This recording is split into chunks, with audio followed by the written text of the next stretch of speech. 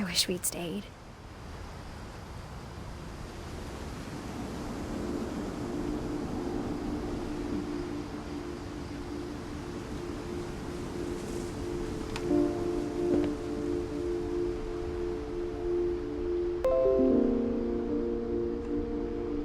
But I understand why we left.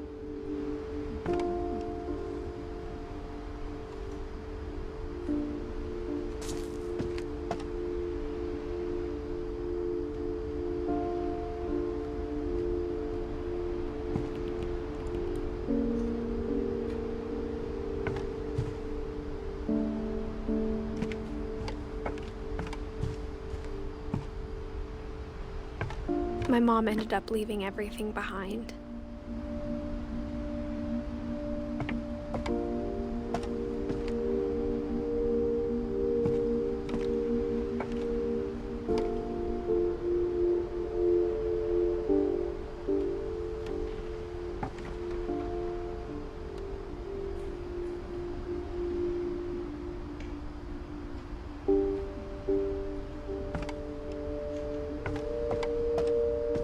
What happened that night had been coming for a long time.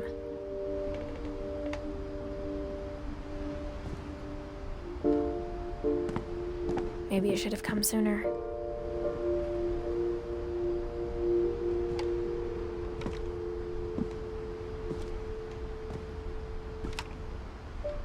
But it had to end one way or another. All that's left now is to tell you about that last night.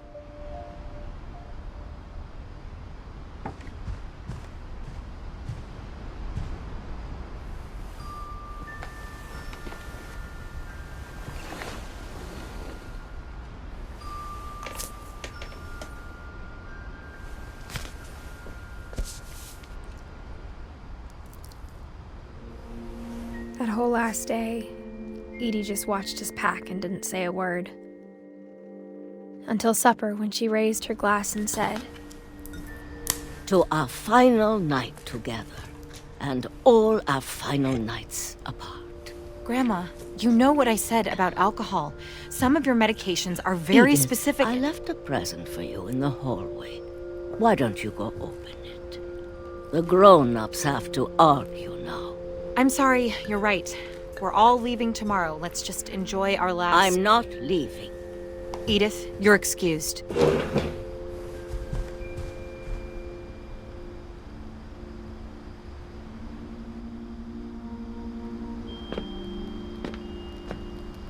the power had been shut off that morning, but Edie always had plenty of candles. When my mom sealed the library, I don't think she knew about the other entrance. Or that Edie had a key to it.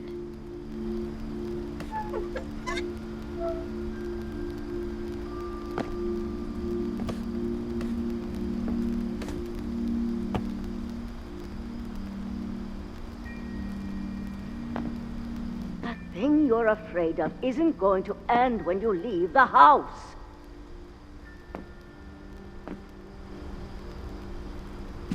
Edith has a right to know these stories. My children are dead because of your stories. I think it's best if Edith and I leave tonight.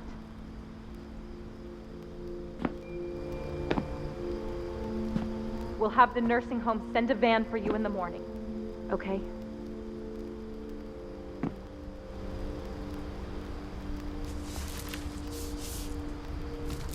Dear Edith, there's so many stories I wish I could tell you, but there's only time for one.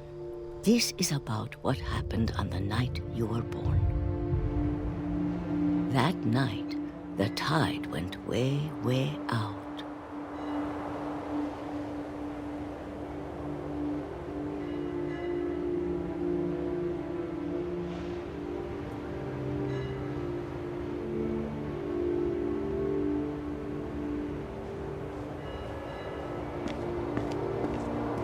It was the first and last time I ever saw the old house aground.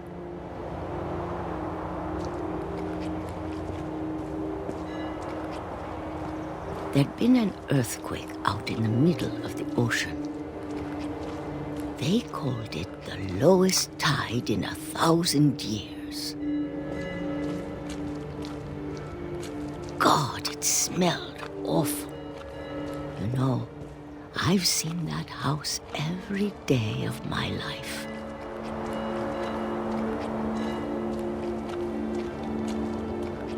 But I never thought I'd go back to it. When the fog rolled in, I lost my way.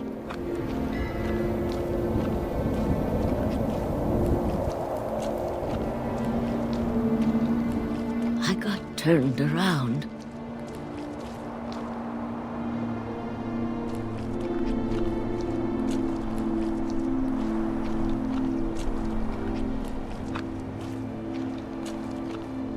For a while, I wandered.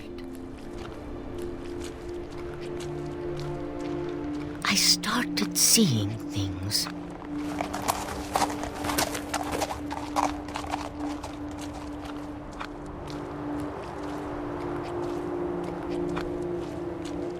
Things I'd forgotten had ever existed.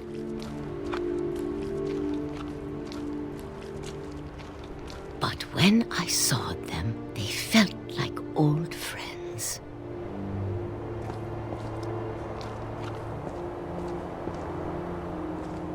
That night, a lot of things came back to me. Or maybe I came back to them.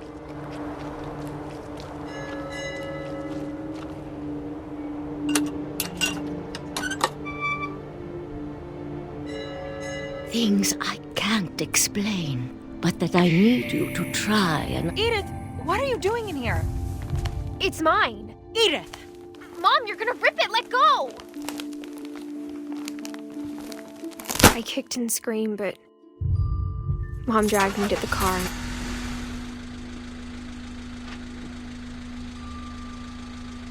I never saw Great-Grandma Edie again.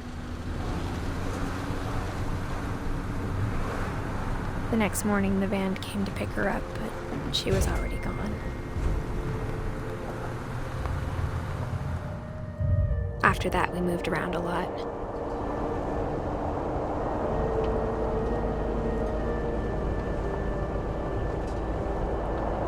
We both tried to make the best of it.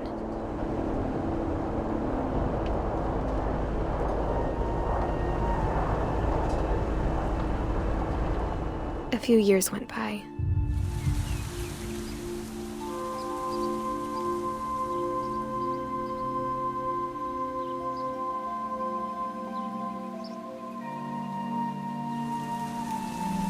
My mom didn't like to talk about it.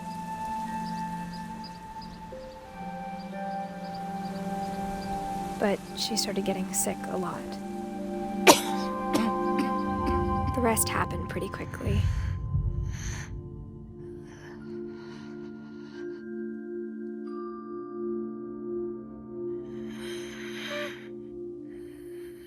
She got better for a while, and then she didn't. And then I was alone. The last Finch left alive.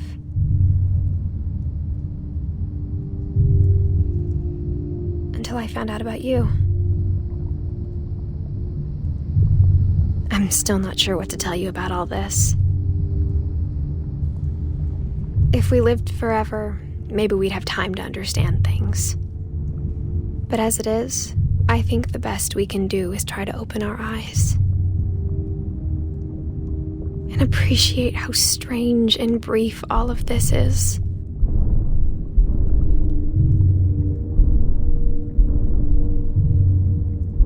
This journal was supposed to be for you. But now I hope you'll never see it.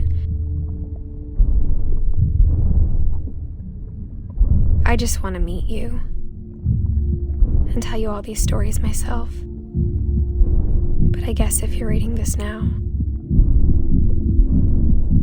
things didn't work out that way.